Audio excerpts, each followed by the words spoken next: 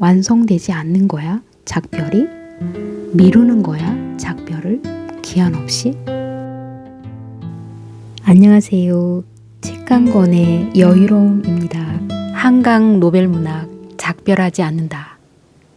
듣기로 아름다운 평화의 섬 제주가 7년여간 붉은 피로 물들어 있었다고 해요.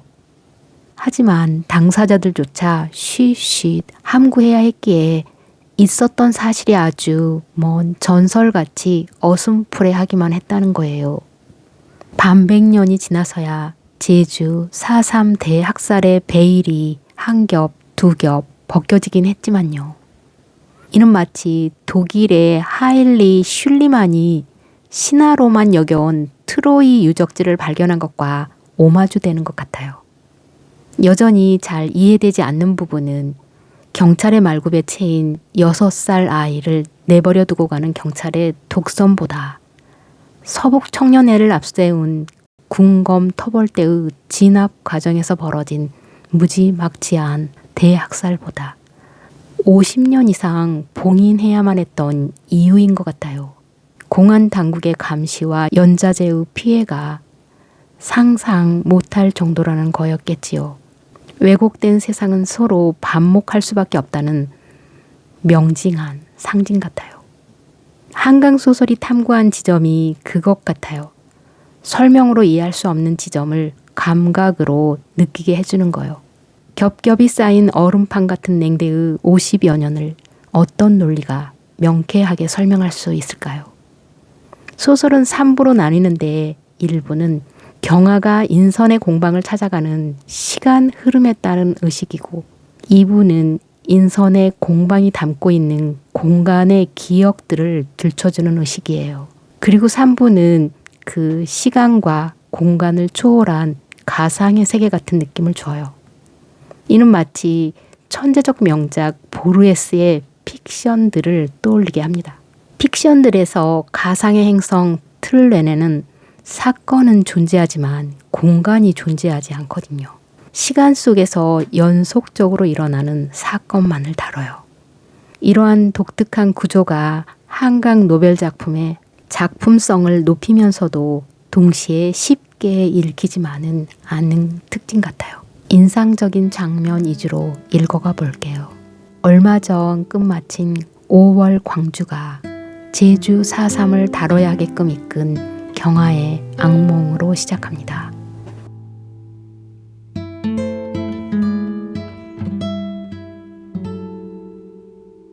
성긴 눈이 내리고 있었다.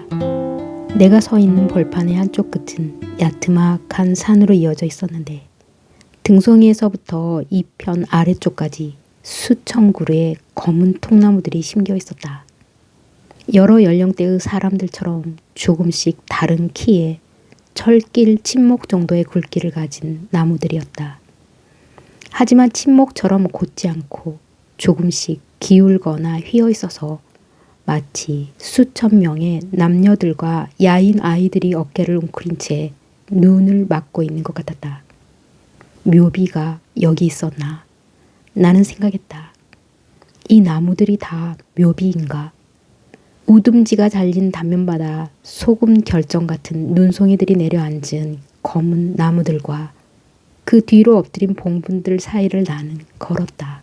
문득 발을 멈춘 것은 어느 순간부터 운동화 아래로 자작자작 물이 밟혔기 때문이었다. 이상하다 생각하는데 어느 틈에 발등까지 물이 차올랐다. 나는 뒤를 돌아보았다. 믿을 수 없었다. 지평선인 줄 알았던 벌판의 끝은 바다였다. 지금 밀물이 밀려오는 거다. 나도 모르게 소리내어 물었다. 왜 이런 데다 무덤을 쓴 거야? 점점 빠르게 바다가 밀려 들어오고 있었다. 날마다 이렇게 밀물이 들었다 나가고 있었던 건가? 아래쪽 무덤들은 봉분만 남고 뼈들이 쓸려 가버린 것 아닌가? 시간이 없었다. 이미 물에 잠긴 무덤들은 어쩔 수 없더라도 위쪽에 묻힌 뼈들을 옮겨야 했다. 바다가 더 들어오기 전에. 바로 지금. 하지만 어떻게? 아무도 없는데. 나한텐 삽도 없는데 이 많은 무덤들을 다 어떻게 어쩔 줄 모르는 채 검은 나무들 사이를 어느새 무릎까지 차오른 물을 가르며 달렸다. 눈을 뜨자 아직 동이 트지 않았다. 눈 내리는 벌판도 검은 나무들도 밀려드는 바다도 없는 어두운 방의 창문을 바라보다 눈을 감았다. 다시 그 도시에 대한 꿈이었다는 것을 깨닫고 차가운 손바닥으로 두 눈을 덮고서 더 누워 있었다. 그 꿈을 꾼 것은 2014년 여름. 내가 그 도시의 학살에 대한 책을 낸 지 2달 가까이 지났을 때였다. 그 4년의 시간이 흐르는 동안 나는 그 꿈의 의미를 의심하지 않았다. 그 도시에 대한 꿈만은 아니었을지도 모른다고. 빠르고 직관적이었던 그 결론은 내 오해였거나 너무 단순한 이해였는지도 모른다고. 처음 생각한 것은 지난 여름이었다. 20날 가까이 열대야가 계속되던 무렵이었다. 나는 언제나처럼 거실에 고장난 에어컨 아래 누워 잠을 청하고 있었다. 거의 잠들었다고 느꼈을 때였다. 감은 눈꺼풀 속으로 벼랑간 그 벌판이 밀려들어왔다. 수천 그루의 검은 통나무들 위로 떠지던 눈발이, 잘린 우둥지마다 소금처럼 쌓여 빛나던 눈송이들이 생시처럼 생생했다. 그때 왜 몸이 떨리기 시작했는지 모른다. 마치 울음을 터뜨리는 순간과 같은 떨림이었지만 눈물 같은 건 흐르지도 고이지도 않았다. 그걸 공포라고 부를 수 있을까? 불안이라고, 전율이라고, 돌연한 고통이라고. 아니, 그건 이가 부딪히도록 차가운 각성 같은 거였다. 보이지 않는 거대한 칼이 사람의 힘으로 들어 올릴 수도 없을 무거운 쇳날이 허공에 떠서 내 몸을 겨누고 있는 것 같았다. 나는 그걸 마주 올려다보며 누워있는 것 같았다. 봉분 아래의 뼈들을 휩쓸어 가기 위해 밀려 들어오던 그 시퍼런 바다가 학살당한 사람들과 그 후의 시간에 대한 것이 아니었는지도 모른다고 그때 처음 생각했다. 다만 개인적인 예언이었는지도 모른다고. 물에 잠긴 무덤들과 침묵하는 묘비들로 이루어진 그곳이 앞으로 남겨질 내 삶을 당겨 말해주고 있었는지도 모른다고. 그러니까 바로 지금을. 국내 제1 봉합수술 전문 병원이라는데 이 병원에 인선이 있다는 건 인선의 목공방에서 저런 사고가 있었다는 거다. 자신의 삶을 스스로 바꿔나가는 종류의 사람들이 있다. 다른 사람들은 쉽게 생각해내기 어려운 선택들을 척척 저지르고는 최선을 다해 그 결과를 책임지는 이들. 그래서 나중에는 어떤 행로를 밟아간다 해도 더 이상 주변에서 놀라게 되지 않는 사람들. 대학에서 사진을 전공한 인선은 20대 후반부터 다큐멘터리 영화에 관심을 가졌고 생계에 도움이 되지 않는 그 일을 10년 동안 끈기 있게 했다. 물론 벌이가 되는 촬영 일도 닥치는 대로 했지만 수입이 생기는 대로 자신의 작업에 쏟아부어야 했기 때문에 늘 가난했다. 그녀는 조금 먹고 적게 쓰고 많이 일했다. 어디든 간소한 도시락을 준비해 다녔고 화장은 전혀 하지 않았고 거울을 보며 숯 가위로 직접 머리를 잘랐다. 단발 솜 파카와 코트는 안에 가디건을 덧대 꿰매어서 따뜻하게 만들었다. 신기한 점은 그런 일들이 마치 일부러 그렇게 하는 듯 자연스럽고 멋스러워 보인다는 것이었다. 그렇게 2년에 한 편 꼴로 인선이 만들어간 단편 영화들 중 처음 호평을 받은 것은 베트남의 밀림 속 마을들을 헤매다니며 한국군 성폭력 생존자들을 인터뷰한 기록이었다. 거의 자연이 주인공으로 느껴질 만큼 햇빛과 울창한 열대 나무들의 이미지가 압도적이었던 그 영화의 힘으로 인선은 사립문화재단으로부터 다음 영화 제작을 위한 지원금을 받았다.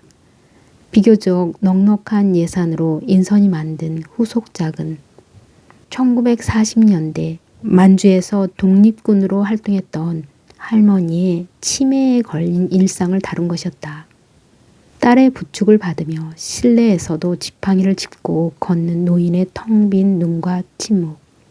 만주벌판에 끝없는 겨울 숲이 고요 속에서 교차되던 그 영화를 나는 좋아했다.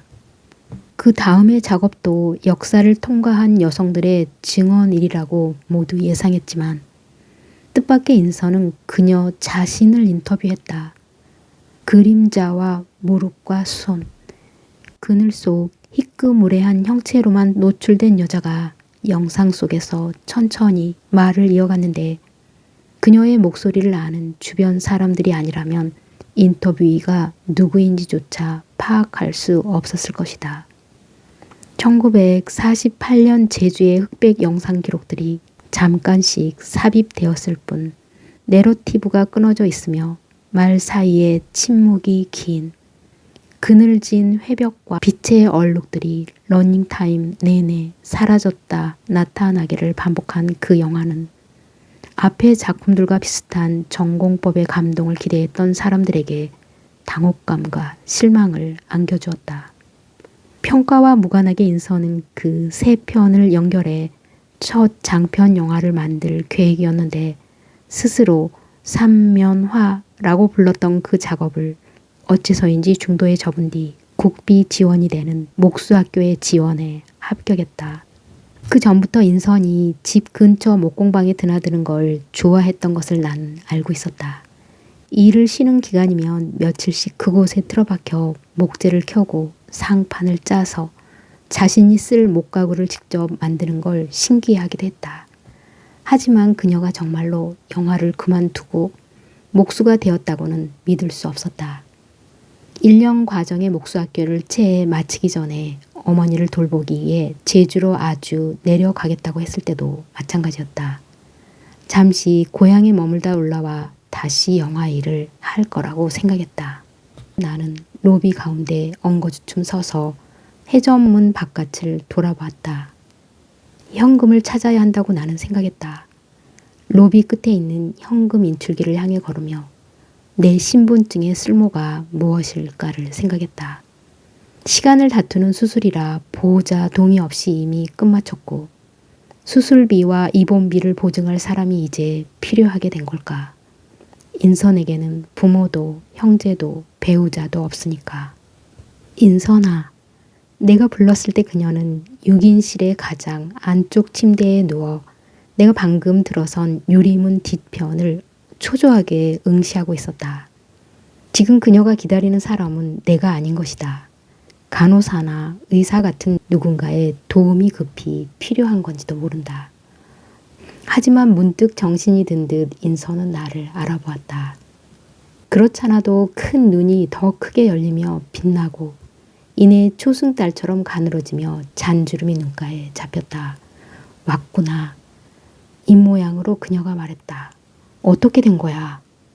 잘렸어. 전기톱에. 언제? 어저께 아침에. 천천히 내 쪽으로 손을 내밀며 그녀가 물었다. 볼래? 짐작과 달리 그녀의 손은 붕대에 완전히 감싸여 있지 않았다. 잘렸다가 봉합된 검지와 중지의 첫 마디들이 붕대 위로 노출돼 있었다.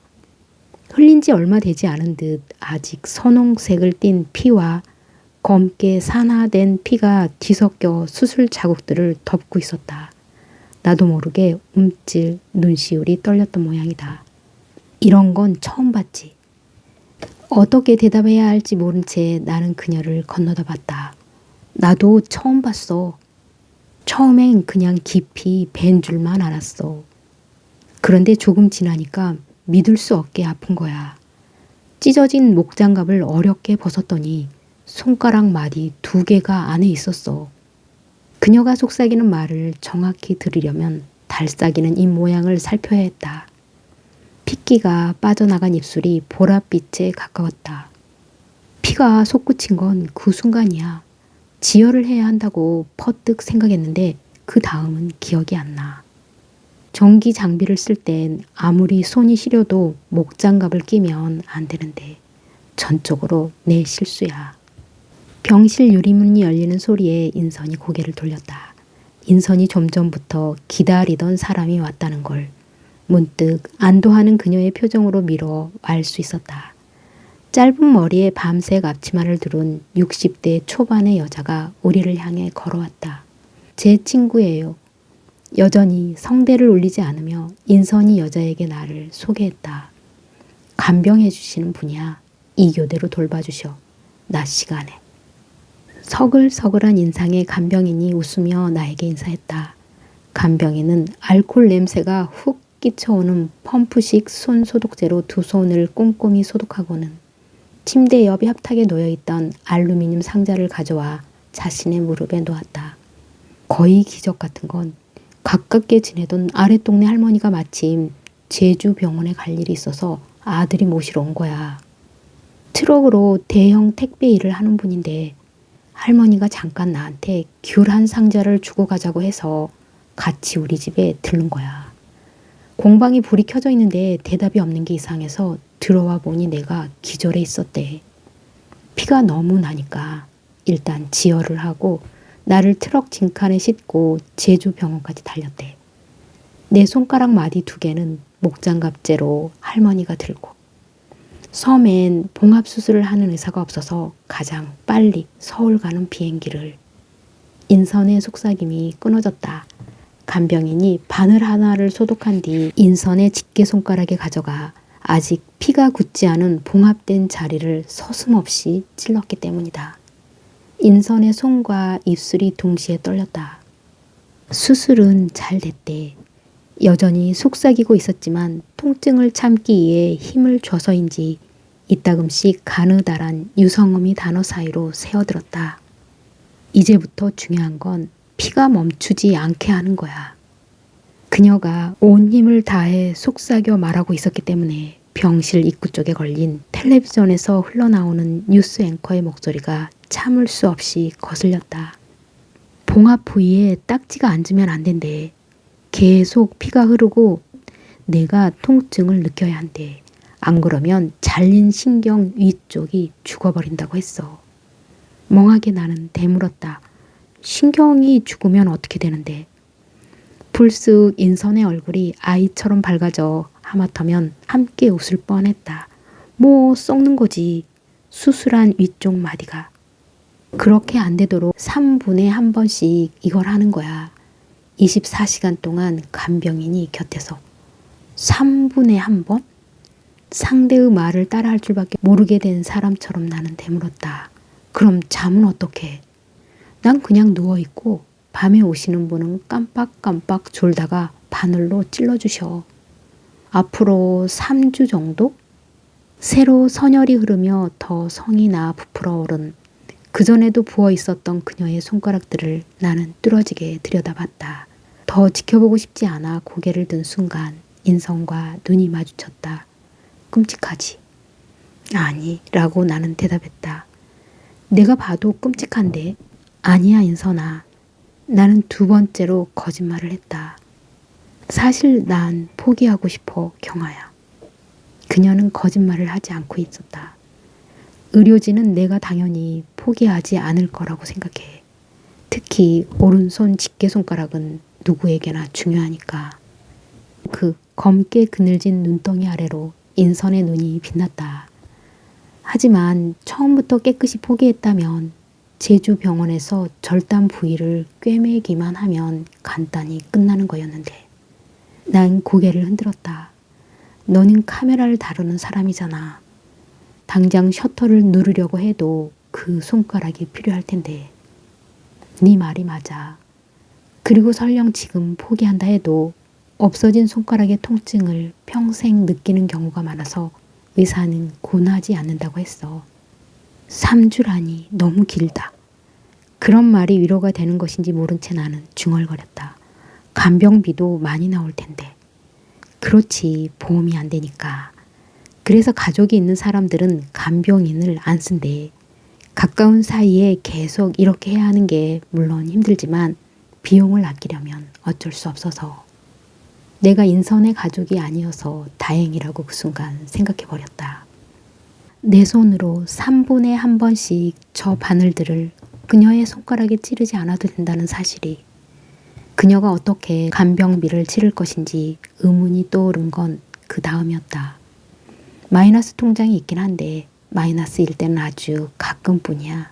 대체로 플러스였다가 가끔은 꽤 많이 플러스였다가 그럭저럭 탈 없이 굴러가.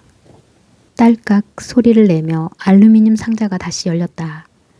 간병인이 소독제를 넉넉하게 손바닥에 덜어 손가락 사이까지 소독하는 동작을 나는 긴장한 채 지켜보았다. 정작 인선은 마치 아무 소리도 듣지 못한 것처럼 내가 무엇을 지켜주고 있는지조차 알지 못한다는 듯 물끄러미 나를 올려다보았다. 간병인이 두 번째 바늘을 인선의 중지에 찌르는 동안 나는 인선의 베개 옆에 놓인 휴대폰으로 시선을 돌렸다. 붕대를 쳐맨 오른손을 움직이지 않고 나에게 문자를 보내기 위해 인선이 조심스럽게 취했을 허리와 어깨와 왼손의 동작을 짐작했다. 지금 와줄 수 있어. 힘을 다해 자음과 모음을 잇고 띄어쓰기를 해서 그렇게 2번 물었을 거다. 그런데 왜 하필 나에게였을까? 그녀에게 친구가 많지 않으며 결이 맞는 소수의 사람과만 연락하며 지낸다는 것을 난 알고 있었다. 하지만 이런 순간에 가장 먼저 떠올릴 사람이 나일 거라고까지는 생각하지 못했다. 가능한 수신인들을 떠올리며 부탁의 말을 적어갔던 지난 여름, 나는 인선의 얼굴을 떠올리지 않았다. 그녀가 멀리 있다는 사실이 무엇보다 큰 영향을 미쳤을 것이다. 4년 동안 홀로 어머니를 간병하고 임종을 지킨 그녀에게 다시 짐을 지우고 싶지도 않았다. 2개의 환부에 차례로 바늘이 꽂혔다 빠져나가는 동안 인선은 입을 다문 채 창을 보고 있었다. 물기가 많고 입자가 작은 눈송이들이 가느다란 선들을 수직으로 그으며 낙하고 있었다. 이상하지, 눈은. 들릴 듯 말 듯한 소리로 인선이 말했다. 어떻게 하늘에서 저런 게 내려오지? 처음부터 내 대답은 필요하지 않았던 듯 마치 창밖 어딘가에 있는 다른 사람에게 건네는 말처럼 그녀가 이어 속삭였다. 트럭 짐칸에서 의식이 들었는데 잘린 손가락에서부터 무서운 아픔이 뻗어나오고 있었어. 그런 아픔은 그전까지 상상도 못했고 지금 말로 할 수도 없어. 시간이 얼마나 지나갔는지 누가 나를 어디로 싣고 가는지 알 수 없었어. 옆눈으로 끝없이 흘러가는 나무들을 보면서 지금 한라산을 넘어가고 있나 짐작했을 뿐이야. 택배 박스들, 굵은 고무끈들, 때 묻은 담요들, 바퀴가 녹슨 수레 사이에서 나는 반쯤 죽은 곤충처럼 꿈틀거리고 있었어. 까무러칠 것 같이 아팠는데 정말 차라리 까무러치고 싶었는데 왜 그때 네 책 생각이 났는지 몰라. 거기 나오는 사람들, 아니 그때 그곳에 실제로 있었던 사람들 말이야. 아니 그곳뿐만 아니라 그 비슷한 일이 일어났던 모든 곳에 있었던 사람들 말이야. 총에 맞고 몽둥이에 맞고 칼에 베어 죽은 사람들 말이야. 얼마나 아팠을까. 손가락 2개가 잘린 게 이만큼 아픈데 그렇게 죽은 사람들 말이야. 목숨이 끊어질 정도로 몸 어딘가가 뚫리고 잘려나간 사람들 말이야. 그때 알았다. 인선이 줄곧 나를 생각해 왔다는 것을. 아니 정확히 말하자면 우리가 약속했던 프로젝트를, 아니 더 정확히 말하면 4년 전 내가 꾼 꿈속의 검은 나무들을, 그 꿈의 근원이었던 그 책을. 다음 순간 더 무서운 짐작이 떠올라 나는 숨을 멈췄다. 이미 나무들을 구해놓았다고 인선은 지난 여름 말했다. 넉넉하게 100그루도 넘는 통나무들을 건조시키고 있다고. 가을부터 그것들을 켜고 자르고 깎아 등을 웅크린 사람들처럼 기울고 휘어진 등신대의 형상들을 만들 거라고. 제주 집에 가줘 라고 인선이 말했기 때문에 나는 이곳까지 왔다. 언제? 내가 묻자 인선은 대답했다. 오늘 해 떨어지기 전에. 병원에서 김포공항까지 택시로 최단 시간에 달려가 가장 빠른 항공편으로 제주까지 날아간다 해도 가능할까 말까 한 일이었다. 이상한 농담이라고 생각했지만 인선의 눈은 진지했다. 안 그러면 죽어. 누가? 새라니 라고 되물으려다 말고 나는 지난해 가을 인선의 집에서 만났던 작은 앵무새들을 기억했다. 아미가 몇 달 전에 죽어서 지금은 아마만 있어. 내 기억이 맞는다면 말을 하던 새가 아미였다. 수명이 10년은 남았다고 했는데 왜 갑자기 죽은 걸까? 머리와 꼬리의 깃털에 레몬보다 연한 노랑 무늬가 들어가 있던 흰 새였다. 아마가 아직 살아있는지 봐줘. 살아있으면 물을 줘. 아미가 내 집게 손가락으로 건너온 것과 거의 동시에 아마는 내 오른쪽 어깨로 활짝 날아올라 앉았는데 아미와 꼭 같이 무게 없는 뭔가 가칠가칠한 감촉이 수에 떠올 사이로 느껴졌다. 얼굴을 보려고 내가 돌아보자 녀석은 고개를 외틀어 생각에 잠긴 듯한 왼쪽 눈으로 수초 동안 나를 마주보았다. 알겠어. 인선의 부탁이 진지했으므로 나는 일단 고개를 끄덕였다. 집에 가서 짐을 챙겨서 내일 새벽에 첫 비행기를 타고 갈게. 그건 안 돼. 상대의 말을 중간에 끊는 것은 인선이 평소에 하지 않는 일이었다. 그러면 너무 늦어. 사고가 난 게 벌써 그저께야. 그날 밤에 수술받고 어제까지 정신이 없었어. 오늘 정신 차리자마자 너한테 연락한 거야. 제주에 부탁할 사람이 아무도 없어? 없어. 그 말을 나는 믿을 수 없었다. 제주시나 서귀포에도 널 발견했다는 할머니는 전화번호를 몰라. 인선의 어조가 이상하게 필사적이라고 나는 생각했다. 네가 가주면 좋겠어, 경아야. 그 집에서 아마를 돌봐줘. 내가 태어날 때까지만. 그건 또 무슨 말이냐라고 되묻고 싶었지만 인선이 빠르게 이어가는 다음 말을 끊을 수 없었다. 오늘 안에 가면 살릴 가능성이 있어. 하지만 내일은 죽어. 반드시. 무슨 말인지 알겠어 라고 나는 그녀를 달랬지만 정말로 이해한 것은 아니었다. 어디까지 감술까? 운전기사가 제주말로 소리쳐 묻는다. 나에게 가방이 없기 때문에 먼 여행의 외출복으로 적당해 보이지 않는 커다란 옷을 입고 있기 때문에 현지인이라고 생각한 것이다. 피읍까지요. 어디? 나는 더 목소리를 높여 대답한다. 피읍에 도착하면 알려주시겠어요? 이런 눈에 인선은 익숙할까? 나는 문득 생각한다. 이런 눈보라가 그녀에게는 놀랍거나 특별한 일이 아닐까? 어디까지 구름이고 안개이고 눈인지 구별할 수 없는 저 일렁이는 회백색 덩어리가 자신이 태어나 자란 돌집이 저 거대한 덩어리 속에 분명한 좌표로 존재하고 죽었는지 살았는지 모를 새 한 마리가 그곳에서 기다리고 있다는 사실이 나는 오래전 겨울에 들었던 인선의 가출 이야기를 떠올렸고 이상하게도 그 어머니만큼이나 인선이 안쓰럽게 느껴졌었다. 만 17살 아이가 얼마나 자신이 믿고 세상이 싫었으면 그렇게 조그만 엄마 사람을 미워했을까.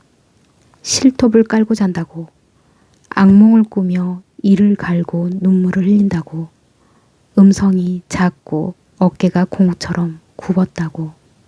고요한 횡단보도를 건너며 나는 기다렸다. 침묵을 깨고 인선이 다음 이야기를 들려주기를. 내가 퇴원해서 함께 제주 집으로 돌아간 밤에 엄마는 한 번 더 그 눈송이 이야기를 했어. 이번엔 그 꿈 이야기가 아니라 그 꿈이 기원한 생시 이야기를.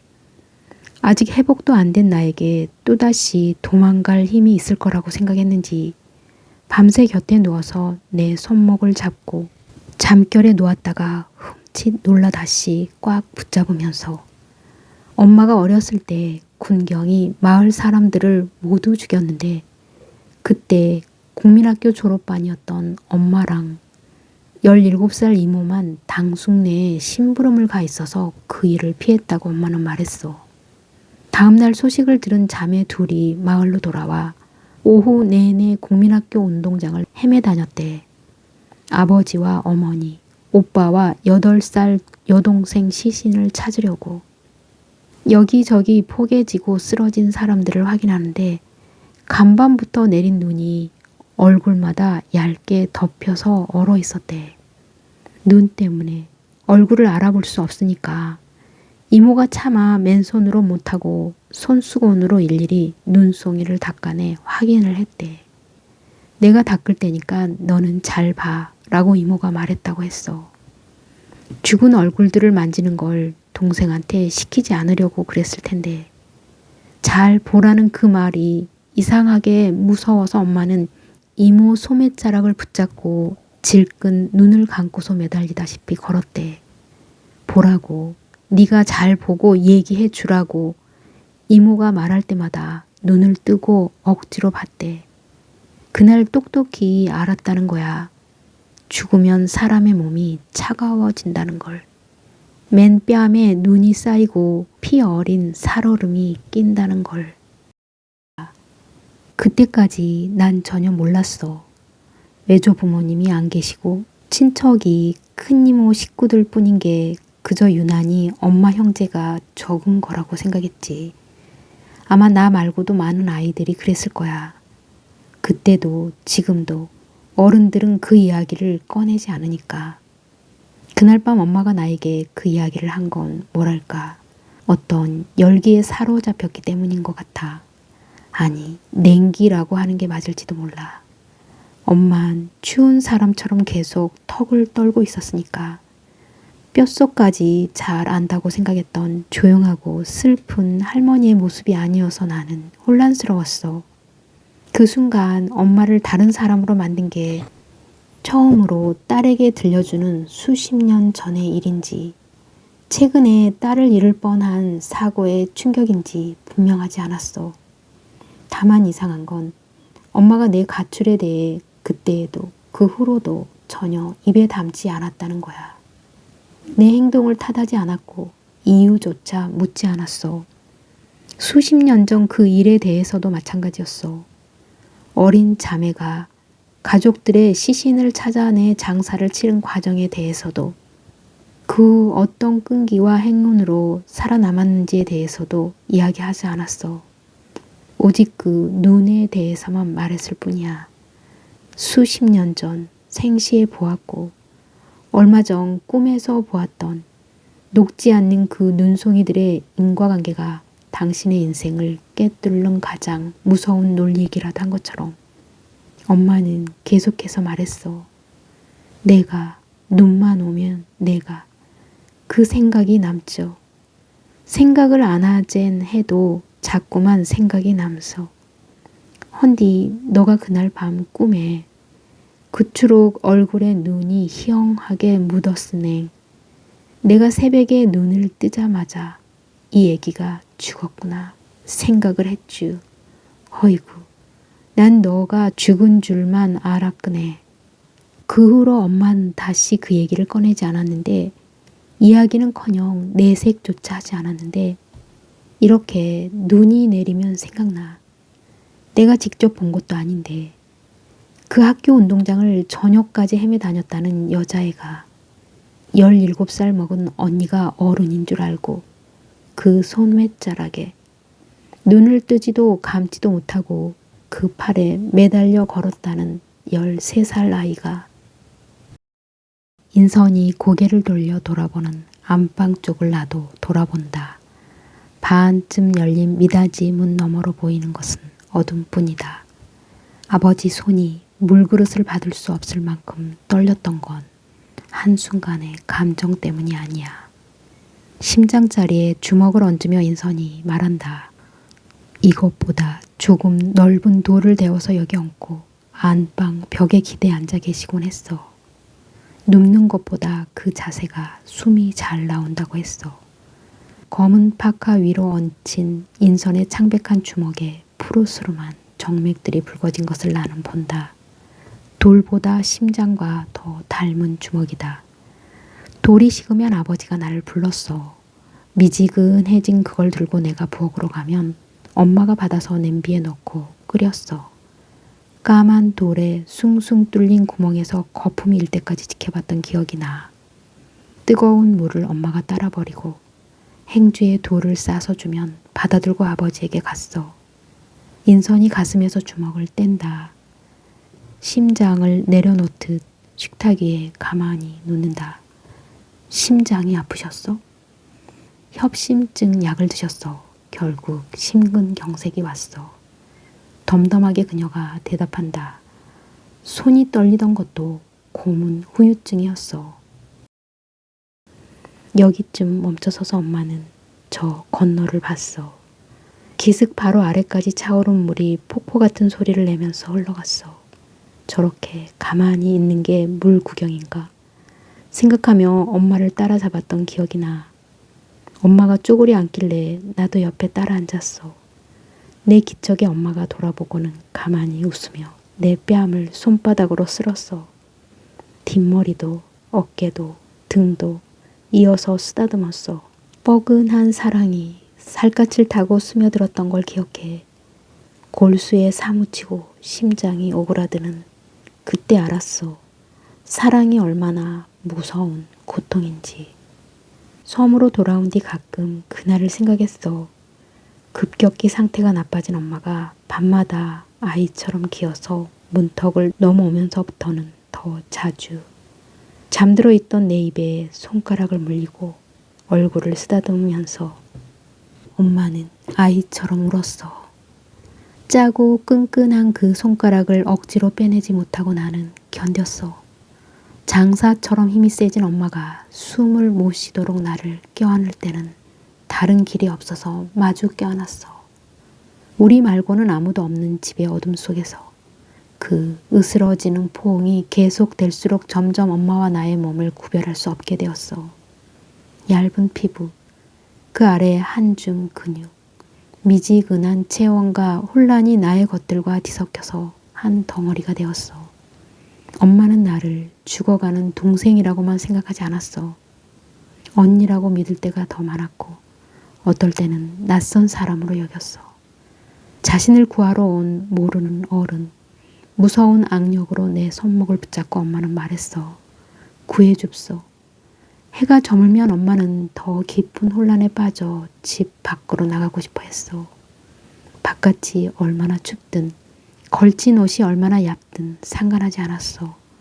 말릴수록 땀 범벅이 되어 몸부림치는 엄마와 한 몸이 되어서 씨름할 때마다 내가 한 사람을 상대하고 있는 게 아니란 생각이 들었어. 근육이 거의 사라진 노인 한 사람의 힘이 어떻게 그렇게 셀 수 있었을까? 씨름 끝에 겨우 이부자리에 누이고 그 옆에 누워 눈을 붙이면 그 사이 정신이 돌아온 엄마는 내가 잠들려는 순간마다 흔들어 깨웠어. 지척에서 입을 벌린 혼돈 때문에 잠드는 순간 모든 연결고리를 다시 놓쳐버릴까봐 제발 30분만이라도 이어 자게 해달라고 애원했지만 엄마는 듣지 않았어. 도와주라. 잠들지 마라. 나 도와주라. 인선아. 밤새 끓으며 타는 죽처럼 그렇게 우린 함께 튀고 흘러내렸어. 도와주라. 나 구해주랜. 속삭이다 잠든 얼굴에 손을 뻗었다가 물에 빠진 사람같이 젖은 뺨이 만져지면 엄마를 등지고 누워 생각했어. 내가 어떻게 당신을 내가 구해. 사실은 죽고 싶었다. 한동안은 정말 죽어야겠다는 생각뿐이었어. 요양보호사가 하루에 4시간 다녀가게 되면서부터야 읍에 내려가 장을 보고 트럭 안에서 2시간이라도 이어서 눈을 붙이면서 버틸 수 있었어. 하지만 곧 둘만 있는 시간이 오고 신랑이 끝에 기저귀를 갈고 가벼운 편이라 해도 손목을 시큰거리게 하는 엄마 무릎을 들어올려 파우더를 두드리고 내 손을 움켜잡고 잠든 엄마의 베개 옆에 머리를 묻으며 생각했어.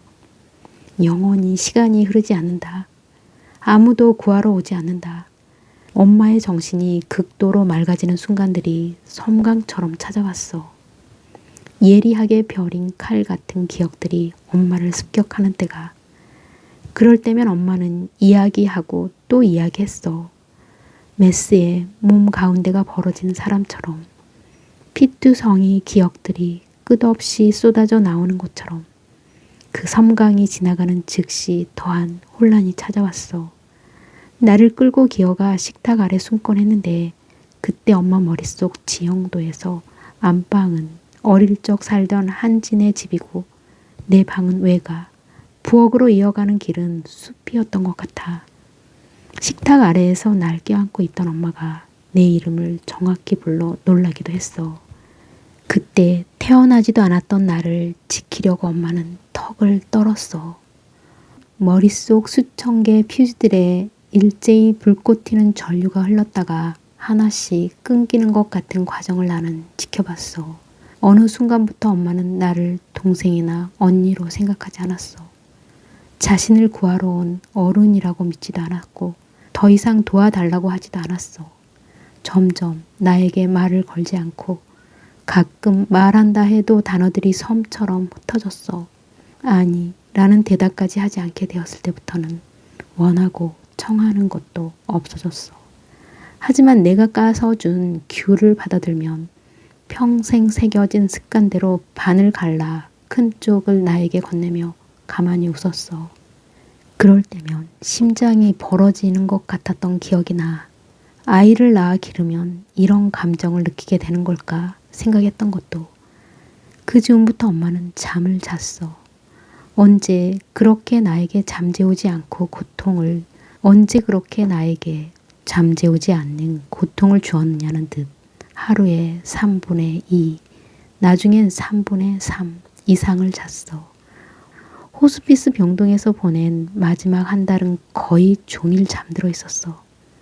밀물대가 지나치게 긴 이상한 바다처럼 모래펄이 완전히 잠긴 뒤 다시는 바다가 빠져나가지 않는 것처럼. 이상하지. 엄마가 사라지면 마침내 내 삶으로 돌아오는 거라고 생각했는데 돌아갈 다리가 끊어지고 없었어. 더 이상 내 방으로 기어오는 엄마가 없는데 잠을 잘 수 없었어. 더 이상 죽어서 벗어날 필요가 없는데 계속해서 죽고 싶었어. 그러던 어느 새벽에 여기로 왔다. 너한테 했던 약속이 갑자기 생각나서 나무들을 심을 수 있다고 말했던 땅을 제대로 보려고. 안개가 짙게 낀 날이었어. 10년 사이 더 높게 자란 대나무 숲이 우둥지만 보였는데 방명이 가시고 바람이 불기 시작하자 어둑한 전체 모습이 드러났어. 거기서부터 아버지의 집터를 찾는 건 어렵지 않았어. 울타리 대신 동백이 심겨 있고 마당 가운데 낮은 산담을 쌓은 무덤이 있는 집터는 한 곳뿐이었으니까. 풀에 덮인 초석 뒤편으로 펼쳐진 밭에 조리대가 자라고 있었는데 아직 남은 안개에 쌓여서 마치 한계 없이 번져나가고 있는 것처럼 보였어. 그게 시작이었어. 다음 날부터 새천리에 대한 자료를 찾기 시작했어. 섬에서 수장된 수천 명의 시신이 해류를 타고 쓰시마 섬으로 내려갔으리라고 추정하는 논문을 읽었어. 엄마의 옷장 서랍에서 애삼촌에 관한 자료들을 발견한 건 다음 차례로 쓰시마 섬에 가야 할지 70년 전 해안에 밀려왔거나 도중에 가라앉은 유해를 어떻게 찾을 것인지 막막하게 생각하던 즈음이었어.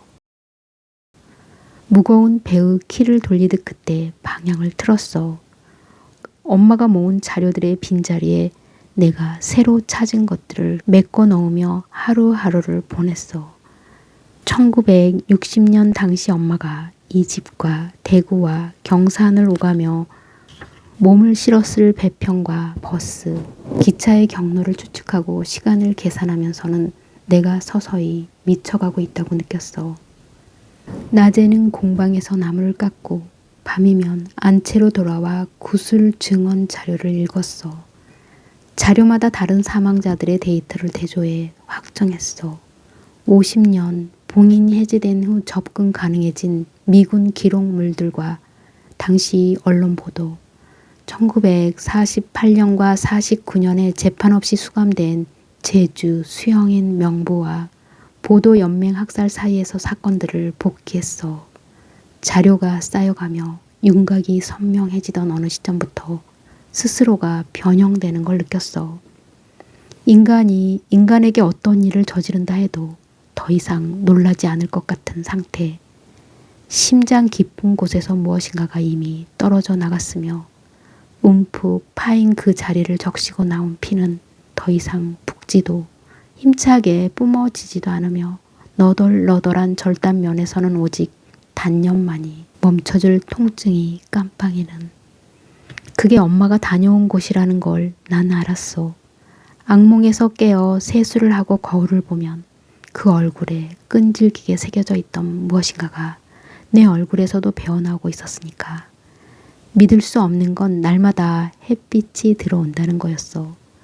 꿈의 잔상 속에 숲으로 걸어나가면 잔혹할 만큼 아름다운 빛이 나뭇잎들 사이로 파고들며 수천, 수만의 빛점을 만들고 있었어.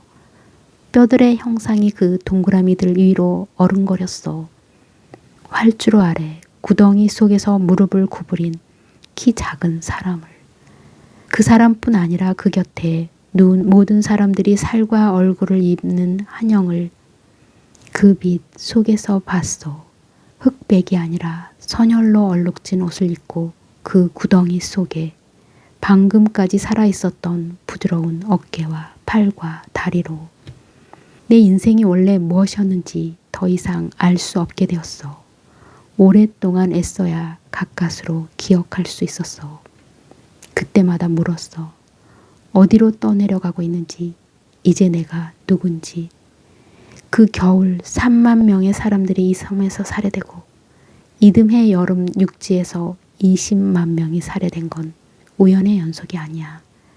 이 섬에 사는 30만 명을 다 죽여서라도 공산화를 막으라는 미군정의 명령이 있었고 그걸 실현할 의지와 원한이 장전된 이북 출신 극우 청년 단원들이 2주간의 훈련을 마친 뒤 경찰복과 군복을 입고 섬으로 들어왔고 해안이 봉쇄되었고 언론이 통제되었고 갓난아기의 머리에 총을 겨누는 광기가 허락되었고 오히려 포상되었고 그렇게 죽은 10살 미만 아이들이 1,500명이었고 그 전례에 피가 마르기 전에 전쟁이 터졌고 이 섬에서 했던 그대로 모든 도시와 마을에서 출현한 20만 명이 트럭으로 운반되었고 수용되고 총살돼 암매장되었고 누구도 유해를 수습하는 게 허락되지 않았어.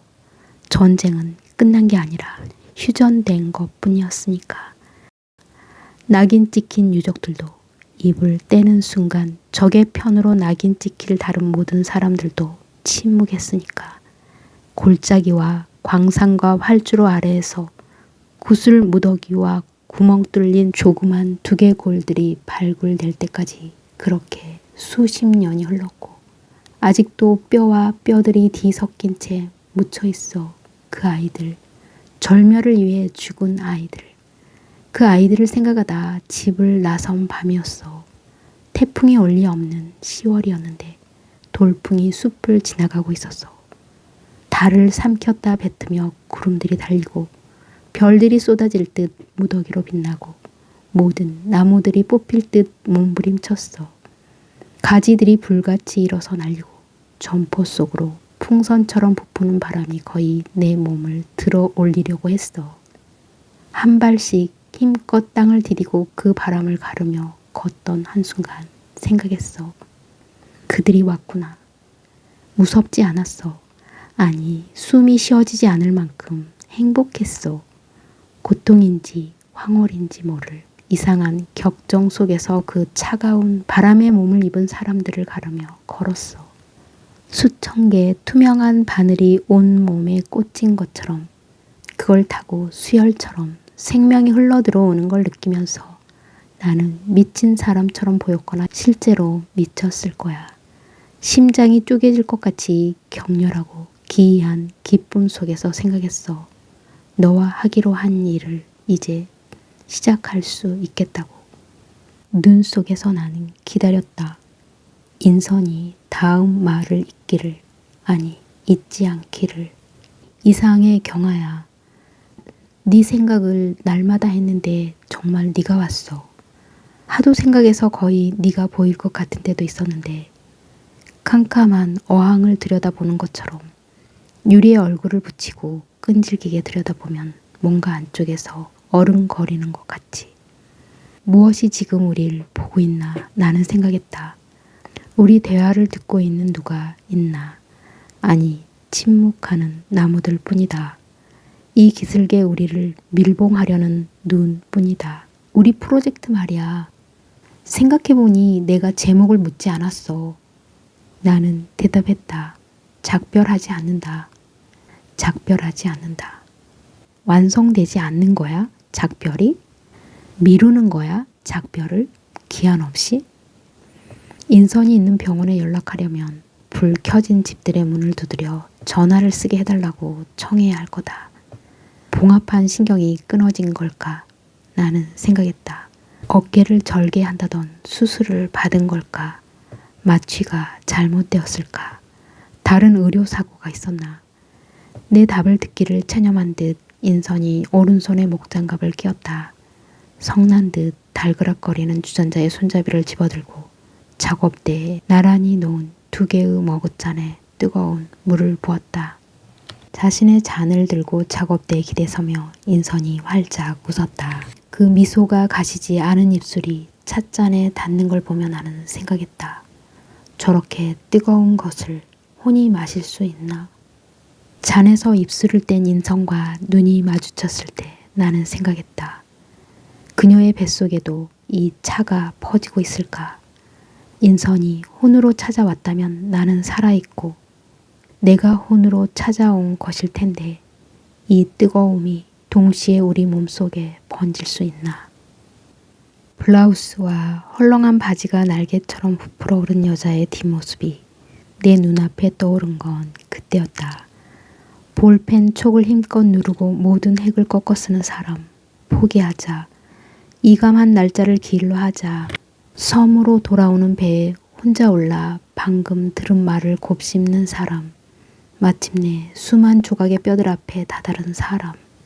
머리를 숙이고 굽은 허리를 더 구부리고 어둠 속으로 들어가는 사람. 이제는 그게 이상한 이야기라고 생각되지 않아. 인선이 말했다. 아버지가 15년 동안 형무소에 있고 저 건너에도 있었던 것이. 책상 밑에서 내가 무릎을 구부리는 동시에 활주로 아래 구덩이 속에도 있었던 게 네가 꾼 꿈을 생각하고 생각하면 캄캄한 어둠 속 지느러미처럼 어른거리던 그림자가 정말 누가 여기 함께 있나 나는 생각했다. 동시에 두 곳에 존재하는 관측하려 하는 찰나 한 곳에 고정되는 빛처럼. 그게 너일까? 다음 순간 생각했다. 네가 지금 진동하는 실 끝에 이어져 있나? 어두운 어항 속을 들여다보듯 되살아나려 하는 너의 병상에서. 아니 그 반대인지도 모른다. 죽었거나 죽어가는 내가 끈질기게 이곳을 들여다보고 있는지도 모른다. 저 건천 하류의 어둠 속에서 이마를 묶고 돌아와 누운 너의 차가운 방에서 죽음이 이렇게 생생할 수 있나? 뺨에 닿은 눈이 이토록 차갑게 스밀 수 있나? 여기서 잠들면 안 되는데. 인선이 속삭였다.